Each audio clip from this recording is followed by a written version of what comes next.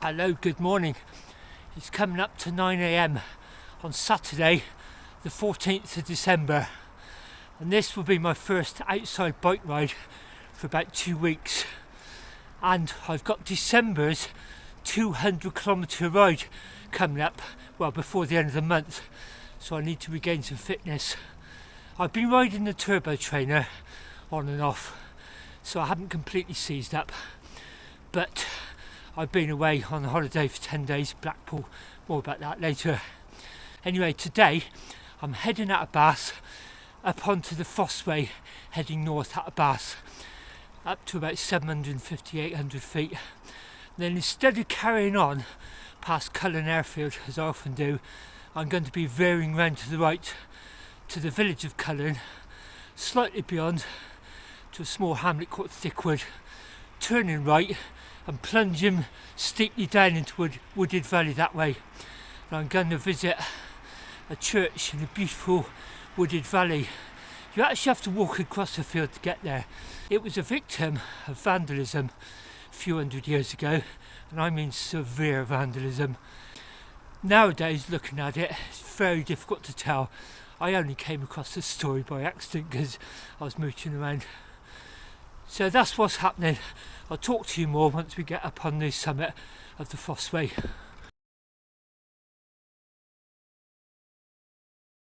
Voila, here we are, up on top of the Fossway, heading north out of Bath, next stop Lincoln, if you're a Roman. Seriously speaking though, this is a really good piece of Roman road where you can really get an idea of how it's constructed along here. I'll show you.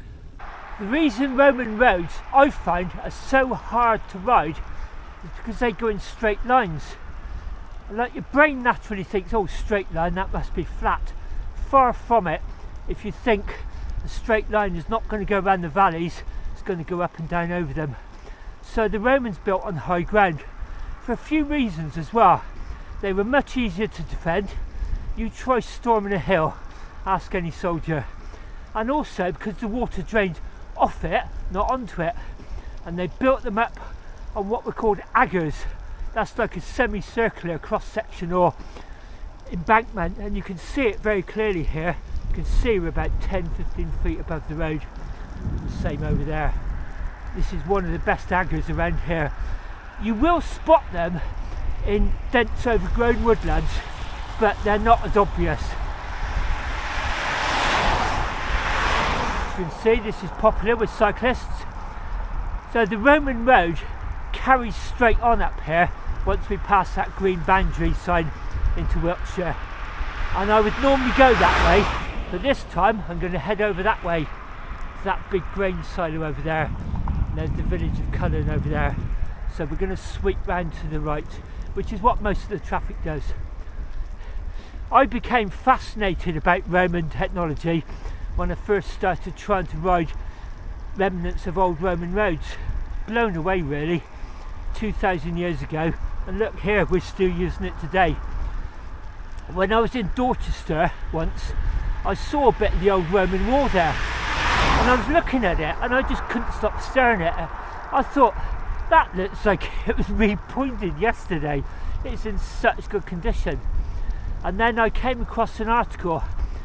The researchers at one of the top US universities, I think it is MIT, had realised the reason Roman concrete and cement lasts so long is because it kind of self-heals itself.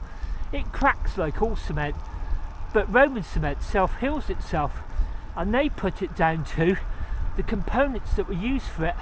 Modern day cement and concrete, which has probably got a lifespan of about 100 years tops, uses vast amounts of heat to create the concrete and cement. The Romans just used volcanic ash. That had probably been created naturally at even higher temperatures. And as I understand it, I'm not a trained scientist, but I think that's the conclusion of this article. It was to do with the volcanic compounds in Roman cement. We're just coming up to a slight rise here. You may see that cyclist who's just passed me in the orange in the far distance. That's why I wear bright colours these days. Why on earth would I choose to dress the same colour as tarmac? I can see him miles away. He's just gone off to the left. As I said, we're going to get up here and bear round to the right. I've just pulled in this lay-by. It's where they've just straightened the road out, made the corner a little bit safer. But you can really tell you're on the ledge of a hillside here. And that tree line along there, you may see a car coming along. That's the Fossway we've just come from. So most of that traffic will be bearing round right, the same as we've done coming this way. Just behind there, I cannot film it because you're prohibited, is Cullen Airfield.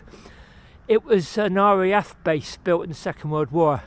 And in the 1950s, my old man was stationed there actually. It's how he met my mum. He was at a local dance and, well, they met, and the rest, as they say, is his story. The RAF left it, I believe, and handed it over to the army, and it's now part civilian, part military, I think. It's one of these airfields that could be brought back into use at quite short notice. So there's some personal history up there. As I said, we're going to carry on round through the village, just past it, and then we're going to be dropping off steeply down off this ledge through some woods, I believe. Just a little bit about the bike. This is my giant Tough Road SLR2.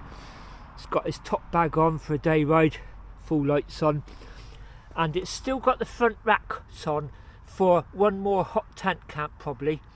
But I'm a little bit uncertain about putting too much weight on it. Can you see it's only a 2-point fixing? 1, 2. And once Avon Valley told me that those forks, unlike the rest of the frame, which is aluminium, they are carbon composite. And I was just very wary of the 2-point fixing, steel screws going into a carbon composite plastic in effect. And you can see I've actually put some old cable ties around it in a figure of 8, a couple, just to kind of take some of the tension off.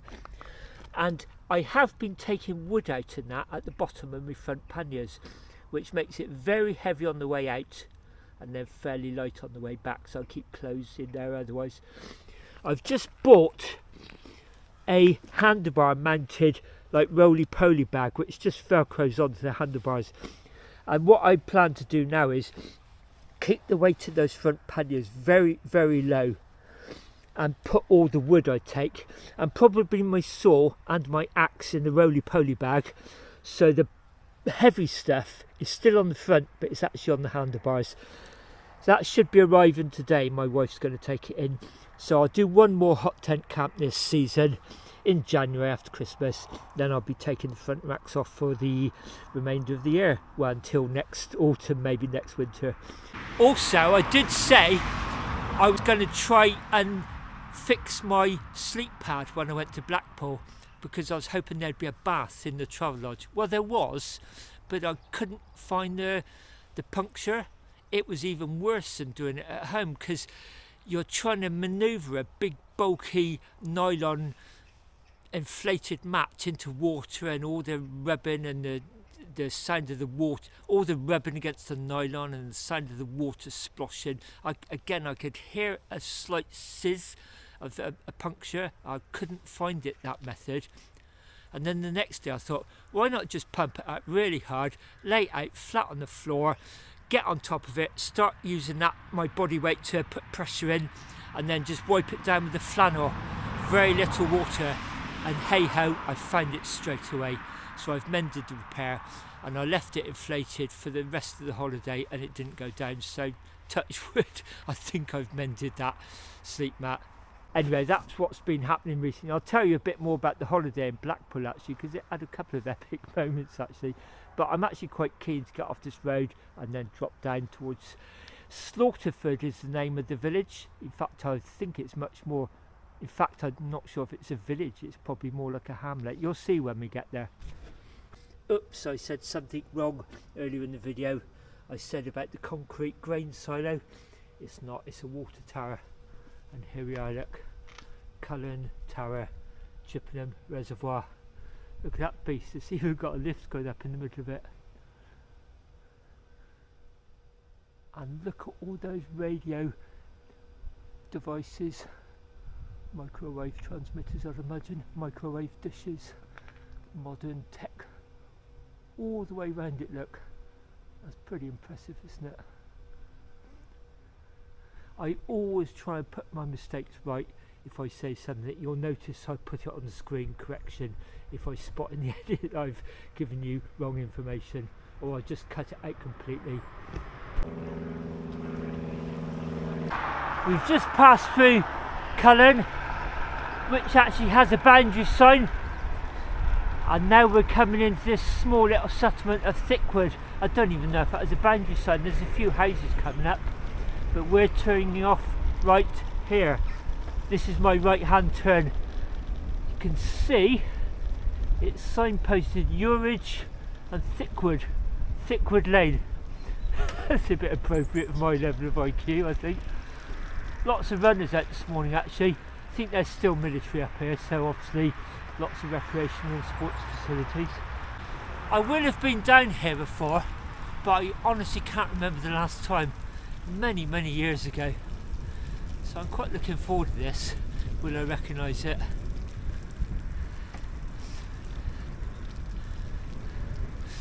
The other thing about the bike is I feel much safer with the straight handlebars and the higher centre balance, and obviously the wider tyres as well, with the really powerful disc brakes. As I was coming back from the hot tent camp recently, I bumped into an old cycling buddy of mine with his mate. He'd just come back from 10 days cycling in Spain, which he was extolling the virtues of it, how smooth the roads were, how lovely and sunny it was. I knew he was there because I'd seen some posts of his on Facebook with friends, and he said something which resonated actually. He said, "This is really horrible along there. I'm so scared I'm going to come off because of the leaves and all the rutted track." And I thought, I'm not. And I suddenly realised just how comfortable and safe this bike feels actually. My old Caribou was the same. I kind of took it for granted after a while, and then I suddenly thought, yeah, I guess if I was on narrow tyres with minimal tread I probably would as well, which is why I always wanted this bike as a winter bike stroke summer touring bike. That just one statement kind of lit up a part of my brain and thought, yeah, I kind of take it for granted, but it just does feel so much safer. Oh, this is really nice. It's so quiet. I'm just looking over to my right there.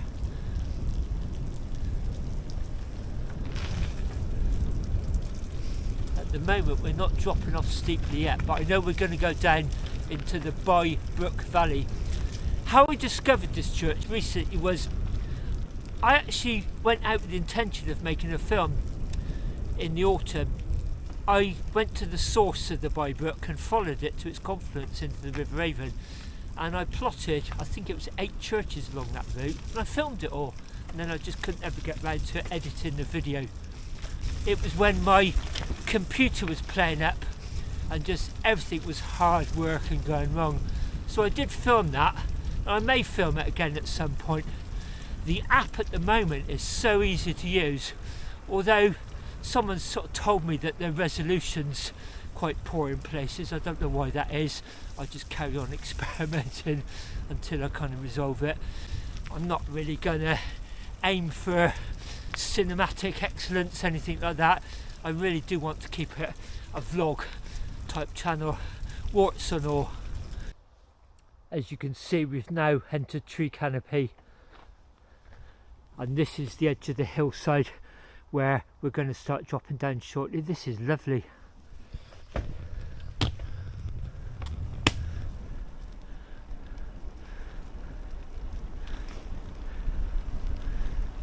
And to kind of emphasise it, the wider tyres there, straight handlebars. It just feels so comfortable and safe-ish along here. I'm not sure if I'd be filming if I was on dropped handlebars with narrow tyres pumped up to 85 psi, that's for sure. So we went up to Blackpool. It's a combination of a winter holiday, and we went up for illuminations, which since the pandemic now goes on till the new year. It's traditionally just about 6 or 7 weeks in the autumn. I guess they had to try and recoup their money from lost tourism. And they also have Christmas at the sea there, right on the seafront. Last year was the first year and we thought it's brilliant. There were rides there, Christmas stalls. It just, as I said in a different video, it's a bit like a psychedelic trip going out in Blackpool after dark. We love it. But it coincided with Storm Darragh. I need to stop here because it's getting very, very steep. It's now going to drop down very steeply. So I'll tell you a little bit about Storm Darragh.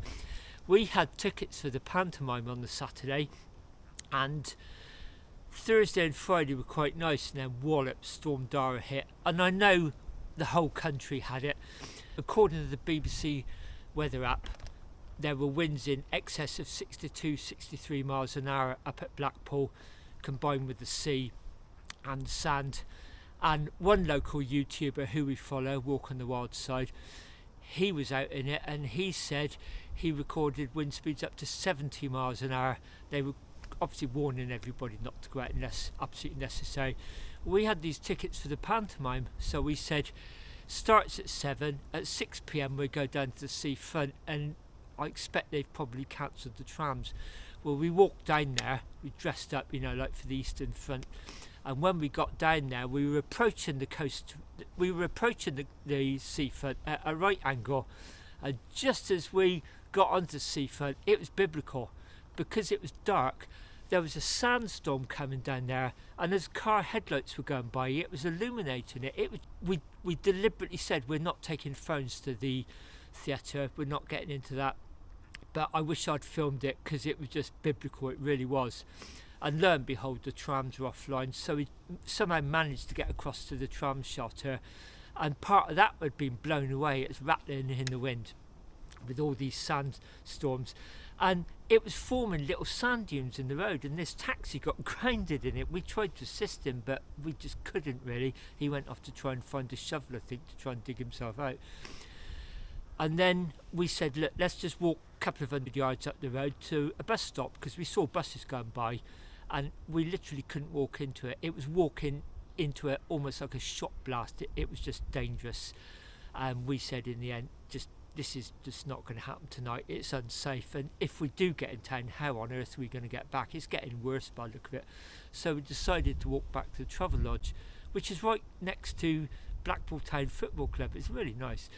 And as we're walking up, we saw this couple, young couple. He was in a t-shirt and shorts. Admittedly, he had a body warmer on.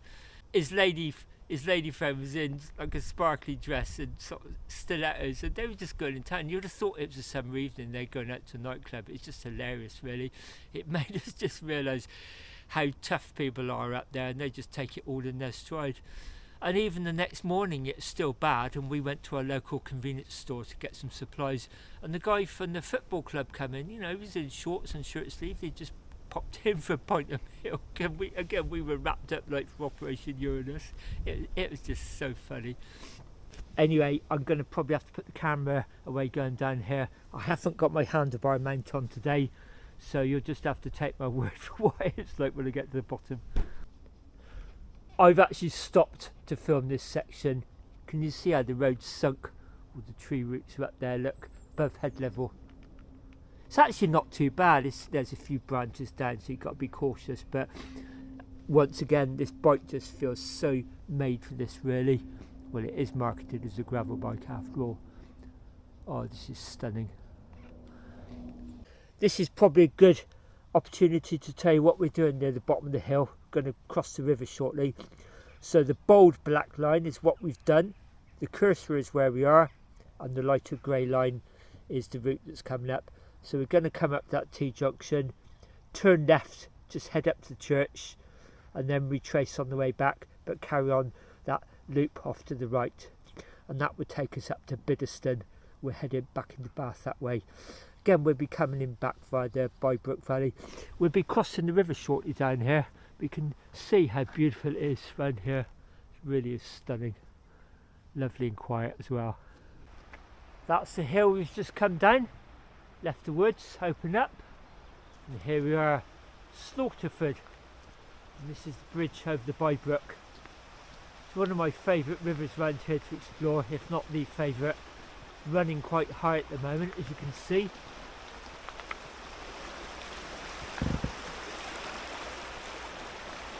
You probably will have seen this river before on postcards or in books or even on a film. Just over there a couple of miles, the other side of that hill, is the village of Castlecombe. So this is that river that runs by on the Dr. Dolittle film, the Rex Harrison version. Bottom of the village, what they call the harbour. To be honest, I prefer Slaughterford to Castlecombe. Not as many tourists. You can see what a beautiful river it is, isn't it? Snaking through the valleys. This is our junction then, our T junction. When we leave, we'll be heading that way. But firstly, we're just going to do a dog leg up there to the church. As I said, we've got to walk through a field to get to it, set up on a hill. Beautiful location, it really is stunning down here.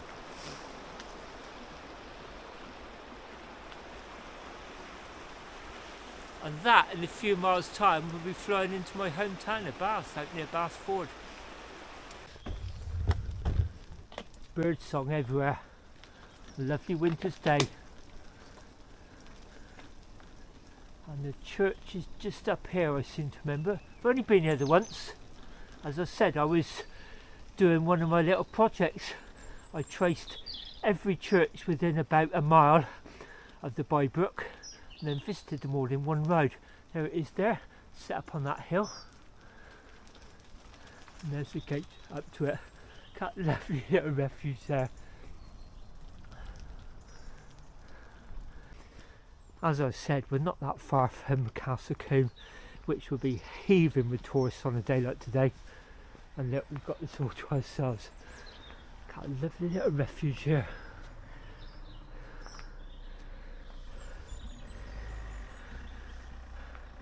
And then we're going to walk up through there, and the church is behind that wall. Nice little shadow from the sun behind me.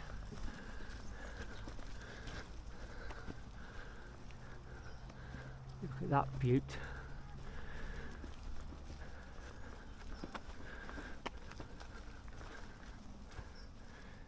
Gives you an idea of the surrounding countryside. Can't go much further to the right, otherwise I'll be going right in the sun.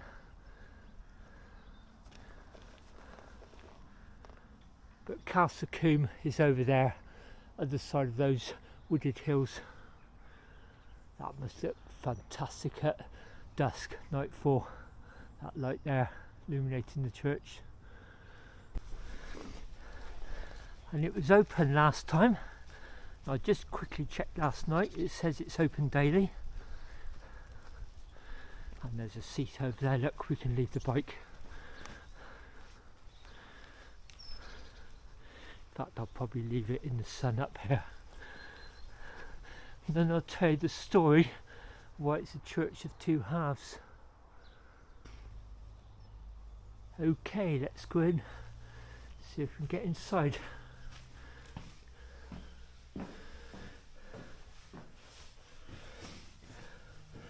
There's the church after it was vandalised, and for a couple of hundred years that's how it was, just a church tower, and I guess the remains of this porch area. So I'll read this here. It says, the English Civil War. In May 1643, after a close fought parliamentarian defeat at Lansdowne, that's near Bath, the royalist troops staggered, battered and bowed and carried their beloved but seriously wounded hero, Sir Ralph Hopton, in a bier. That's one of those coffin carriers, isn't it, with wheels on. Along the main road to Ford, which is a nearby village, across the river by Ford Mill and away to Devizes, where he recovered and their fortunes improved.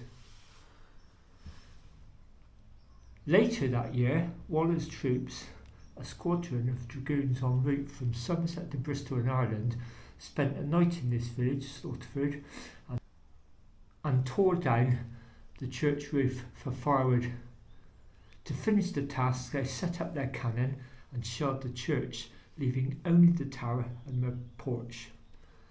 The remaining rubble providing building stone for recycling, in other words, is reused in the area for the next 200 years. And there it is, It was like that for about 200 years, and then it was eventually rebuilt. The locals got together, raised the funds and rebuilt the church. If we just look at it from the outside, you can see from the outside where it's been rebuilt, but I don't think unless you knew that story you would spot it instantly. Just the fact that the tower looks a bit greyer, slightly older. Many churches have extensions and repairs over the years, so I guess I'd have just put it down to that. It's a great story though, isn't it? Let's go inside and have a look. Can we get in? Yes. Oh, that lovely musty smell. Parish church. It's electric light in there, but I'm not going to put it on. Come straight into the nave. Oh, there's a font there. Bell tower at the back. There are no ropes up there. I'm guessing there's no bell up there anymore. Door to the bell tower. Then heading forward towards the chancel. The basic old wooden pews.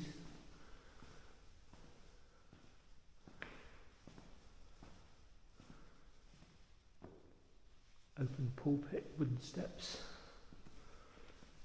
Then up the stone step onto the tiled floor into the chancel. Fairly basic altar.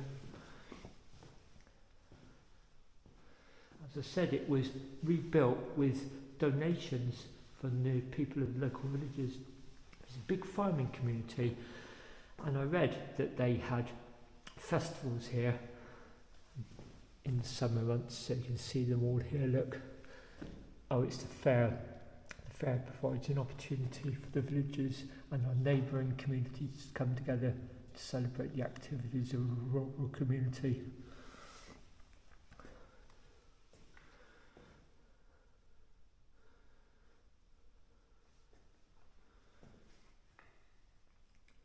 And the local people getting married here. Must have a licence for marriages. As I understand it, even if a church is consecrated, they still need a licence to perform marriages. I wasn't aware of that until someone told me recently that they're not granted a licence for marriages, although the church is still consecrated. Lovely place, isn't it? The heating in this church was installed in memory of this rector in 1917 to 47. Electricity at a later date, I'm guessing. It's that time of year, isn't it? We get all the candles.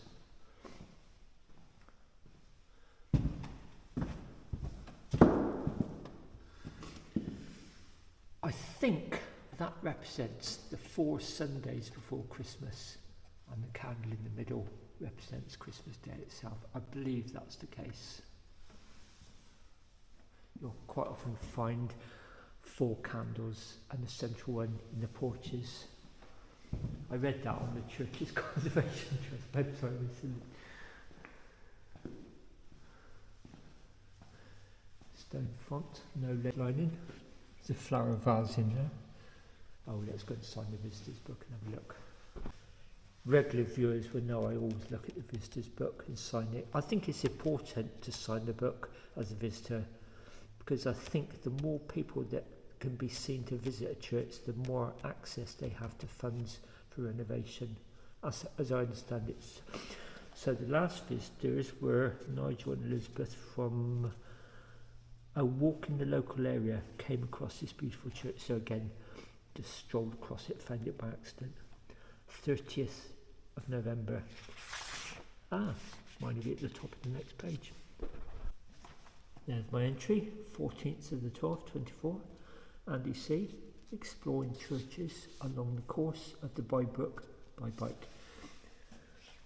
You probably guessed there's going to be a couple more churches later on. Whether I film them or not, I don't know. One of them is private, it's on a private estate, but you can just go and get a glimpse of it. And the other one is at Ditteridge, just before we enter Bath. And there's even one high above the confluence of this river into the River Avon at Bassford. I probably won't go there today because last time I went you couldn't get in. Change of plan. I may go and have a look actually, because being a Saturday it may be open. We'll see anyway. But I really wanted to share this with you. Not just a beautiful church, but the fascinating story as well. And like many churches, it's not just what's inside, it's what's outside, isn't it? It's the external location. Look at that.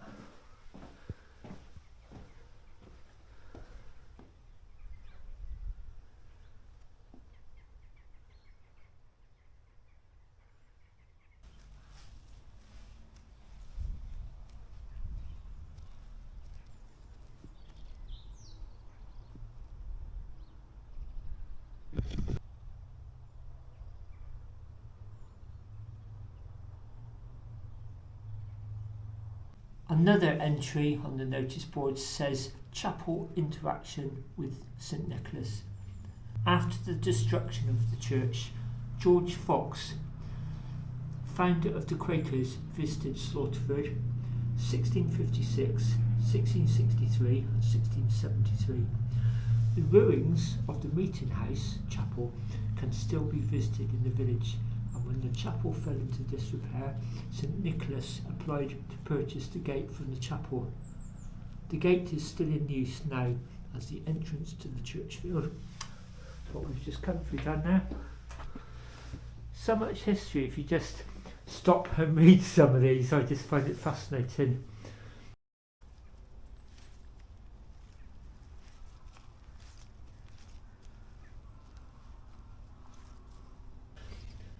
Lovely simple locking mechanism, just some chains over the gates.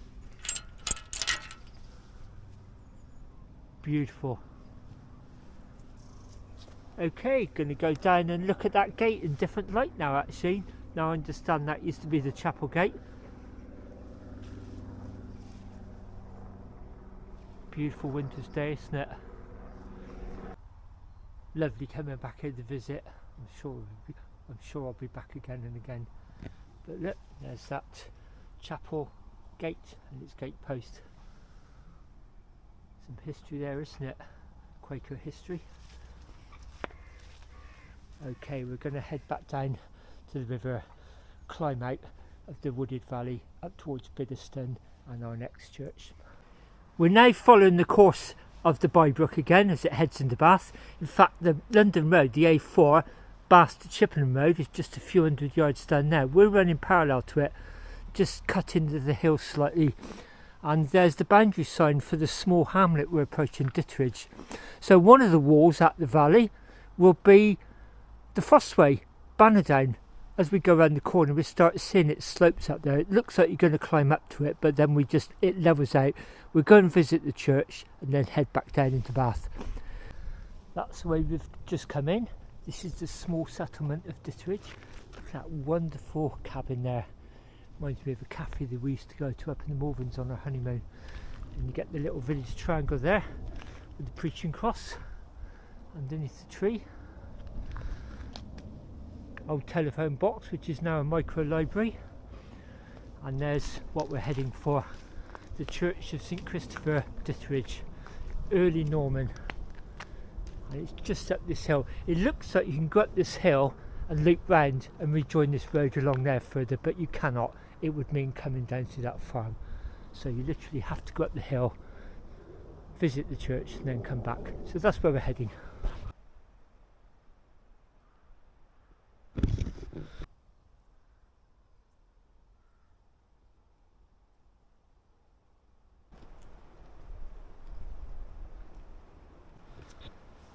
Lovely solid stone porch, wonderful old roof beams, that old coloured glassed light, electric bulb, but I bet that looks fantastic. Really solid old wooden door. Look at the carved arch there. So this Norman origins. Let's go inside and I'll show you around. Probably look for some lights in here. font is on your left hand side as soon as you come in. The west window, gosh, look how solid the walls are. There are radiators in here, so clearly they can get heat in here. Oh, there are spotlights out there. In fact, I don't think I will look for the electric lights, because if this is dark, you go through this section here, which is bathed in light at the front of the stone pulpit. Gosh, look at that. All the lovely colours on the wall. And then look at this, up these 2 steps into the chancel. Dark again. Wow. Oh, there's the bell rope. Oh, so it's a central tower by the look of it. Up to the altar. Lots of wood carving. Some stonework on the back.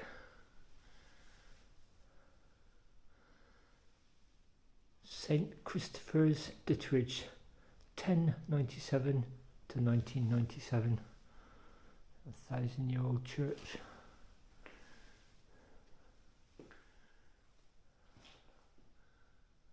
Look at that. Oh, look at all the wooden pedals on the organ.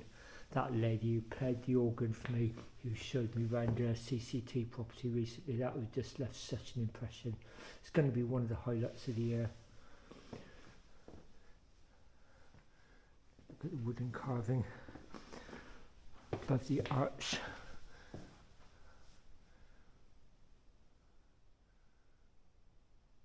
Wow.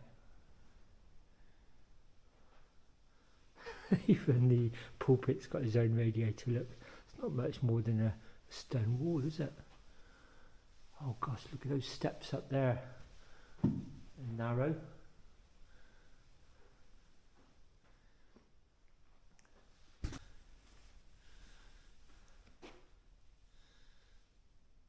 Beautiful place, so peaceful here, really is. I've just checked my phone and it's 12:20, so no wonder I'm thinking about food. That seat over there I think has got my name on it. I've got some sandwiches with me, so have some lunch over there. I'll finish the video off there. Let's head over there. I think this is a good place to finish the video, so I'll have my snack, chill out here for a little bit, give my darling wife a call and then head home. So the next video really will be my 200 to Penarth sometime next week, assuming I get round all okay. If not, it'll be later in the month. Now, as it's coming up to Christmas, I normally get given a calendar for Christmas, so I've started sort of thinking about my cycle tour for next year. And I mentioned it in previous videos, but I'm going to cycle from my hometown of Bath, visit 6 thankful villages, and then end up in East Anglia, do some coast exploring, and then finish off in Great Yarmouth, get the train on the next day. I just got a calendar up on my phone actually, you know, ready for my planning soon after Christmas I think, and I just checked the price for Travelodge in Great Yarmouth midweek, mid-June, and it came up at £93. I checked a Premier Inn and that was about 135, and I thought, blimey, it is a resort but it's not school holidays, and plus the fact we've just come back from Blackpool, which was £25 a night most of the nights. And so then I thought, well hey I know there's a campsite there because I've stayed there before, but ideally I want a hotel the night before I get the train back, you know, just to pack everything, really have a good shower, celebratory meal, that sort of thing. And I thought what I may do is look on booking.com, because one of the YouTube guys I follow, English Woodsman Dan, he's got a second channel where he goes round staying in cheap hotels in deprived areas, you know, not patronising or anything, just going there. I think he actually looks up bad reviews on TripAdvisor, then goes there and films it and shows us. And because he goes to Blackpool a lot, we know Blackpool really well, so I find that really good viewing. I thought, why don't I just do what he does, find a cheap room on booking.com. So I've actually found some for about £38–40, which is more what I'm comfortable with paying. So that's maybe what I'll do, but soon after Christmas, once I get my calendar hung on the wall, it'll motivate me to start making plans and get things booked for June. Anyway, if you got this far, I hope you've enjoyed coming along. Thanks so much for watching. See you soon. Time for lunch. Bye.